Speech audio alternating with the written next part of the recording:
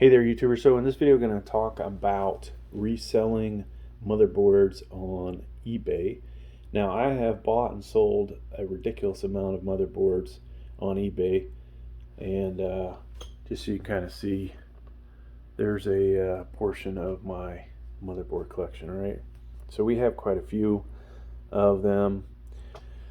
Now, there's different levels of, we'll say, effort that you can put into selling something on eBay. You could pretty much say, did not test this item as is, didn't check any functionality, did not see if it boots up. For those that do that, you should probably sell yours under for parts, all right? Because if somebody gets it and it completely doesn't work, they're going to feel like you pretty much screwed them over, all right? Now, if everything actually looks really good, you could potentially sell that motherboard stating that it was not tested, but everything seems to be in working condition. All right. Now, before you sell a motherboard, what should you check? Personally, I believe that you should make an effort to boot the motherboard up to BIOS. All right, so that means installing a CPU, RAM, possibly a graphics card if needed. Right. Stuff you should note, folks, if there's any damage. So if you look closely, you'll see some of the pins are damaged in here. Okay, so you definitely would want to note that. All right. Now, if you don't test it, this is a good candidate for a parts-only motherboard. This guy over here has a damaged PCIe slot. Okay, this is the preferred PCIe slot. Now, potentially there may be more than one on a motherboard that puts out the same performance level, but most of the time these other ones are not up to the same as this. All right, so if you had one that's damaged like this, you would want to test the other two, noting what the speed they are. So maybe this is PCIe 4.0 by 16 and these are PCIe 3.0 by 16 or some other value, meaning they're not going to be as good as the one that's busted. All right, so on this one, obviously checking the pins. This one actually looks pretty good, right? So that's good. Try to always put your CPU cover back on.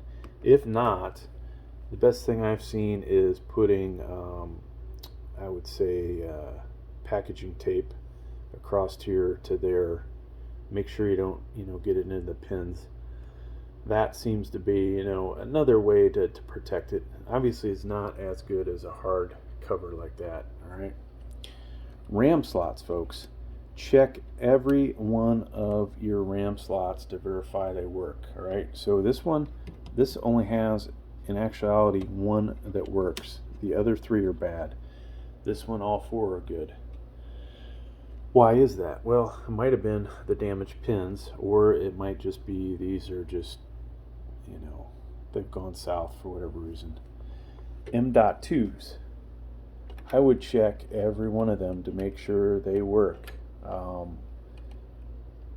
Because if they don't, hey, the person has a reason to return the item, or they might not be happy and give you negative feedback. In this case, it's a matter of, of installing it here, booting it up, getting to Windows, uninstall or turn it off, uninstalling it, installing it in this slot, booting back up, and make sure it gets into Windows. This one over here has 4 slots. Going to take a wee bit longer to do, but in the end, your customer will be happier. Now, you've got all kinds of different connectors. I don't know that I would check every one of them, but there are certain ones that are a little more important. You've got on this motherboard 2 USB 3.2s. That would matter if somebody puts this in a case, right? If those do not work, they're not going to be able to use those USB 3.0, 3.2 on their case. They have Type C Charlie, which you might not be able to test. And if you can't, at least note it, right? The SATA ports there, I wouldn't check every one of them because that's tedious, but I would make a note that I did not check the SATAs, and that aspect is sold as is, right?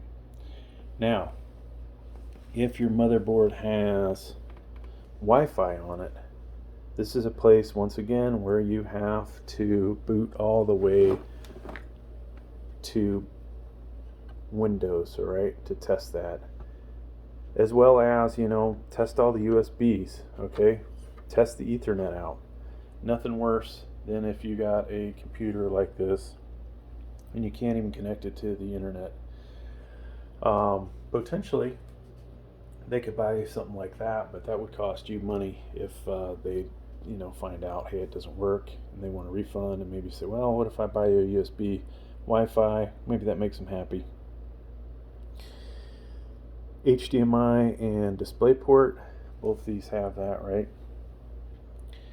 If you don't have a CPU with integrated graphics, note that I was not able to test these. I believe they're in working condition, but once again, sold as is. And most of the other stuff, the USBs, you should be able to at least maybe check the headphone jack. But the rest of these, another note, hey, I was not able to test these. Don't have a sub out, rear surround, and offhand, I'm forgetting what the other one is. Maybe on this one you didn't have a fiber optic cable hooked up to your stereo to test that. Just, be as honest as you can. But folks, that is my advice on reselling motherboards for the most part. Now, the only other thing I'd say, take lots of pictures.